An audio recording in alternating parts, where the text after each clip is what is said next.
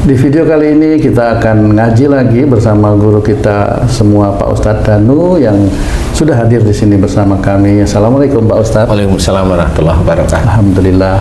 Assalamualaikum Bang Ji. Waalaikumsalam Pak Tun.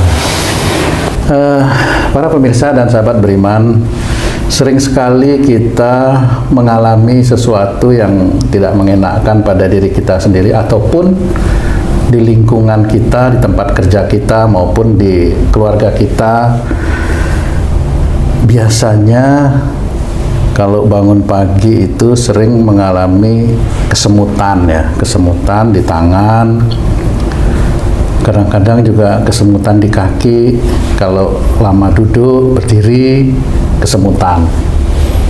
Nah, di video kali ini nanti kami akan mencoba bertanya kepada guru kita semua, Pak Ustadz Danu, mengenai satu hal yang umum sekali terjadi ini Pak Ustadz, mengenai kesemutan. Kesemutan itu bisa di tangan, bisa bahkan saya punya seorang teman nih Pak Ustadz, pernah dia mengalami kesemutan tuh di daerah kepala Pak Ustadz.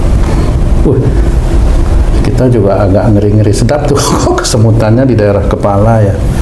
Nah, sebenarnya kesemutan itu yang katanya ya, kata teman-teman itu juga entah kolesterol seperti itu Pak Ustadz. Katanya banyak makan jeroan, banyak makan jeroan, sate gitu. Sebenarnya kesemutan itu sendiri penyebabnya kira-kira bagaimana Pak Ustadz? Mohon penjelasan kami Pak Ustadz. Ya. Bismillahirrahmanirrahim. Assalamualaikum warahmatullahi wabarakatuh. Waalaikumsalam warahmatullahi wabarakatuh. Amin ya rabbal alamin. Ya memang menurut catatan itu kolesterol itu termasuk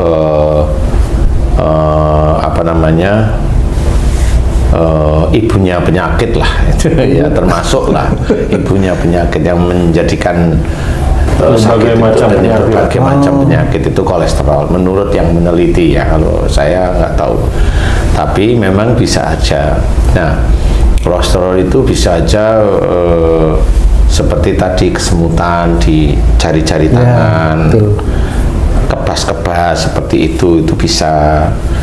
Kemudian di kaki, jari kaki, kemudian yang naik sepeda motor itu agak lama dikit itu kebas itu. Betul. Itu bisa aja itu kolesterol. Kalau cek di lab itu kolesterol, ya insya Allah itu betul kolesterol ya. Nah, bagi yang kayak kesemutan di kepala, saya tidak tahu persis itu ya, karena kalau kesemutan di kepala itu kan kamu tadi cerita juga nggak lengkap menurut saya ya Tung ya. Nggak lengkap karena apa, kamu tanya apa, cerita apa, kemudian datanya bagaimana, kan menurut saya nggak lengkap, jadi tidak bisa dikategorikan itu kolesterol. Saya nggak bisa cerita, tapi kalau relatif yang kesemutan di jari-jari tangan itu bisa aja itu mengacu pada kolesterol yang tinggi. Kemudian juga pada leher katanya agak kaku itu bisa. Jari-jari kaki kemudian agak dingin itu bisa. Tapi lebih bagusnya lagi kalau itu ada tes lab istilahnya, sehingga itu mengacu pada ini kolesterol benar atau hanya sekedar ada sesuatu memang ya. Jadi umpamanya pada waktu di tes lab itu kolesterol, jarinya semutan, kemudian tes lab dia kolesterol, ya itu memang betul kolesterol, tes darahnya. Tetapi yang bikin kesemutan ini walau a'lam ya, nggak ngerti pemicu awalnya itu, karena saya menangani banyak juga pasien itu yang tangannya kesemutan pada waktu tes lab normal. Oh, bukan kolesterol. Bukan kolesterol, tapi saya bingung dia. Dokternya juga karena dokter itu mengandalkan apa bunyi lab tidak ada kolesterolnya, nggak dikasih obat kolesterol otomatis. Nah, di sini tetap hampir sama, hampir mirip.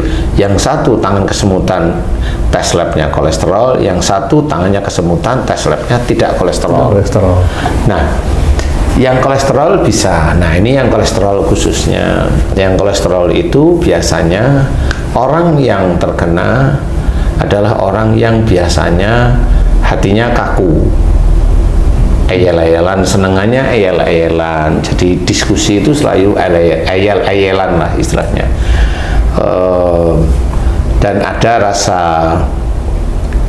rasa yakin benar di dirinya. Kayak mau menang sendiri gitu. Ya, bisa menang sendiri, merasa benar, kemudian eyel-eyelan, setiap kali ngobrol dengan orang itu relatif eyel-eyelan. Kemudian ada juga prinsip, kalau udah punya prinsip kaku, dia nggak mau diberi masukan oleh orang lain. Nah, tidak mau diberi masukan oleh orang lain, inilah yang sebenarnya menjadi prinsip utama rusaknya salah satu organ, sehingga terdeteksi oleh lab itu kolesterolnya naik. Jadi kalau orang yang kaku, jadi kalau punya prinsip itu kaku, agak lebih sulit menerima masukan orang lain, nah itu relatif kolesterol. Wah, kayaknya saya itu Pak Ustaz. Relatif kolesterol, relatif ya, dan itu tidak menjadikan tangannya harus kesemutan dulu baru kolesterol, tidak harus. Jadi kondisi biasa pun nggak kesemutan, kalau dites darah kolesterol. Seperti itu. Tanpa ada tanda-tanda fisik gitu Pak Ustaz ya? Iya, biasanya tidak ada tanda-tanda fisik. Cuma kalau pas lagi seseorang itu ambruk, sakit kan biasanya baru tes darah nih. Minum ini nggak sembuh, minum ini nggak sembuh. Nah, baru tes darah. Kalau dokter kan analisa awal kan pasti dari situ, tes darah kan gitu ya. Kemudian dianalisa. Kalau muncul kolesterol ini dokter akan ngasih obat itu. Nah, ngasih obat itu memang hanya sekedar kolesterolnya dilawan oleh obat itu. Jadi bukan organ yang rusak disembuhkan oleh obat itu, enggak. Oh, jadi obat hanya meredam kolesterol. Ya. Organ yang rusak tetap rusak. Tetap rusak. Astagfirullah. Tetap rusak itu. Jadi tidak bisa kalau momennya dia kena kolesterol, momennya ya organ rusak dia mengeluarkan kolesterol lebih sedikit, dia rusak. Nah, kolesterol ini kan nggak bisa diapa-apain, dia akan berjalan aja di darah. Kalau rusak di titik itu seperti kayak begini. Kita punya sirkulasi kolam renang nih. Ya. Kan ada pompa, ada kolam renangnya, ada overflow, ya, berputar terus ya, air, ya. berputar. Ya. Nah, itu kolesterol itu ibaratnya warna di kolam renang itu kan jernih. Iya. Kasih aja warna merah. Ya, terus kolesterol merah terus berputar gitu. Nah, merah terus berputar sebenarnya. Oh. Nah, nanti obat dokter itu yang menetralkan warna merah. Nah, warna merahnya hilang. Baru perputaran darah itu normal.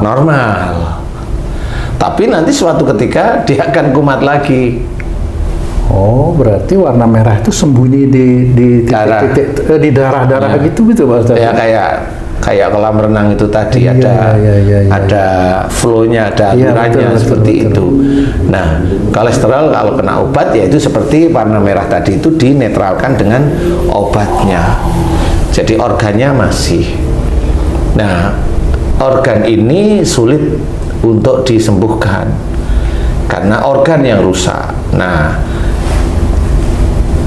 di dalam Islam ada nasihat-nasihat baik, yaitu jangan kaku hati, jangan keras hati, sikapnya nggak boleh keras dan sebagainya. Itu memang sudah diajarkan oleh Allah Ta'ala. Pamannya salah satu ayatnya, fabi rahmati minallah lintalahum walakun tafadol qalidal qalbi lang fadu min haulik fa'fu anhum wastaghfir lahum wasawirhum fil amri dan sebagainya. Itu ini diceritakan, maka dengan rahmat Allah lemah lembutlah kamu kepada mereka. Berarti lemah lembut itu ya tutur kata, ya perilaku. Jika engkau bersikap keras dan berhati kasar, maka mereka akan menjauh darimu. Jadi secara fisik sikap keras dan kasar hati kita itu akan menjadi orang lain tuh tidak mau dekat sebenarnya. Nah, ayat ini bisa mengacu pada prinsip yang tadi. Kolesterol itu insya Allah ya dari itu, sikapnya keras, hatinya kasar, itu seperti itu. Ya ini yang menjadikan orang itu kolesterol, termasuk nanti asam urat. Nah ini kita bahas di kolesterol. Nah kolesterol inilah kalau ingin sembuh beneran ya dia harus merubah sifatnya, yang kaku, yang arogan, umpamanya, yang egois, yang kasar, itu bersikaplah lemah lembut seperti yang Allah tuntunkan dalam ayat tersebut, sehingga orang itu akan kembali ke jalan Allah, kemudian tahu kalau dia salah, dia mohon ampun kepada Allah Ta'ala. Keras dia ganti dengan kelemah lembutan, kasar dia ganti dengan baik, dan sebagainya. Terhadap siapapun, dalam kondisi Terhadap apapun, siapapun. Jadi ini bisa dipergunakan, ini ayat untuk dakwah bisa, ayat untuk sehari-hari juga bisa. Walaupun tidak dakwah, tapi kalau kita ngobrolnya baik, kemudian kita dengan teman ya baik, dengan orang baru pun baik. Nah, itulah anjuran Allah. Nah, pada saat kita itu mengerjakan, bicara kita itu lemah lembut, kemudian sikap kita itu halus, tidak kasar, kemudian hati kita lembut, tidak kasar, tidak keras, insya Allah orang itu akan dekat kepada kita. Dekat kepada kita. Walaupun umpamanya ada orang yang dia itu agamanya jago tapi keras, kasar, dan sebagainya, orang nggak mau. Hanya orang-orang yang satu prinsip, satu habit dengan dia, nah itu baru kelihatan sama-sama kasar, sama-sama kasar. Iya. Yang lemah lembut nggak akan mau yang seperti itu. Nah, yang kasar ini nanti penyakitnya ya begitu-begitu. Ada yang stroke, ada yang jantung koroner, ada yang gula darahnya tinggi, ya begitu-begitu itu sebenarnya. Nah, bagi kita yang memang cinta kepada Rasulullah Muhammad SAW, kita ngikutin cara-cara Rasul, yaitu lemah lembut. Bersikap kita itu tidak keras, hati kita tidak kasar, seperti itu. Dilakukan di mana saja, baik di rumah tangga, dengan istri, dengan suami, dengan anak, belajar, kemudian dengan orang tua, apalagi relatif kita itu nurut. Kalau mamanya kita sebagai ibu rumah tangga, dilihat suaminya baik, ya nurutlah, kan gitu ya. Nah, bagi bapak-bapak atau kita sebagai imam, ya kita lihat mamanya istri kita itu baik, ya hormatlah. Kalau istri kita kurang baik, nasihati. Kalau kurang baiknya itu lebih kenceng, ya kalau nasihati agak lebih keras dikit, tapi niatnya karena Allah, bukan keras karena nafsu. Karena banyak orang tidak tahu keras karena Allah sama keras sama nafsu itu beda. Kalau keras karena nafsu, biasanya dia ingin orang itu ngikutin dia. Tapi kalau keras karena Allah Ta'ala, ini bagi suami istri ya, karena kalau orang lain nggak bisa keras itu. Iya. Bagi istri yang harus dikerasin, karena dia tahu besok ini saya sebagai imam itu bertanggung jawab di akhiratnya untuk istri saya, sehingga ada keras, tahu bahwa ini saya harus keras dengan istri saya, kalau enggak saya akan ditanyain besok oleh Allah Ta'ala di akhirat. Nah, itulah keras kepada istri karena Allah. Dan itu tidak menjadi penyakit, insya Allah. Nah, insya Allah enggak. Dan kalau momennya masih belum, dia serahin sama Allah Ta'ala. Kalau momennya belum, kemudian masih ngeyel, dia marah, nah itu kerasnya nafsu, bukan keras karena Allah. Jadi banyak orang muslim yang tidak paham di titik-titik itu. Saya kan baik, menyuruh dia sholat, tetapi dia nggak mau, ya marahlah saya. Nah, ya marah itu yang tidak boleh. Menyuruh sholat boleh. Kan gitu. Makanya jangan memaksa. Di dalam agama Islam itu ya seperti itu. Itu untuk dakwah, itu untuk orang kafir ayat itu, untuk orang non muslim. Iya, sama seperti untuk orang muslim pun memang tidak boleh memaksa. Karena intinya dalam berdakwah itu adalah Allah yang memberikan hidayah, bukan kita yang memberikan hidayah. Kita hanya memberikan aja pelajaran kepada mereka. Mereka nerima, alhamdulillah. Nggak menerima, ya alhamdulillah, gitu aja.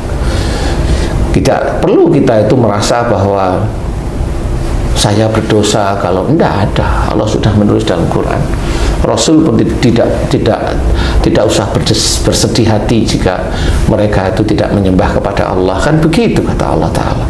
Jadi tidak bertanggung jawab Rasulullah.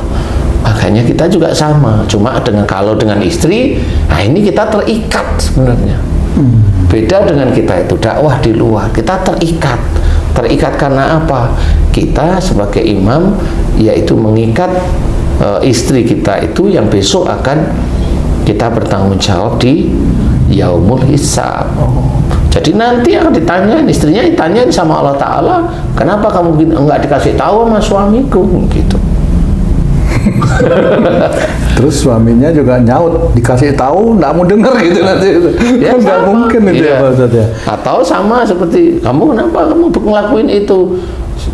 Ya saya nggak mau dikasih tahu sama suamiku. Nah, kenapa? Habis suamiku sering marah sama aku, kan gitu juga, sama aja sebenarnya semuanya. Makanya harus hati-hati di dalam dakwah, di dalam keluarga. Itu kesulitan, sangat kesulitan sekali. Tetapi kalau di dalam keluarga ini insya Allah di hadapan Allah Ta'ala mampu, ya semuanya di sekitarnya selesai.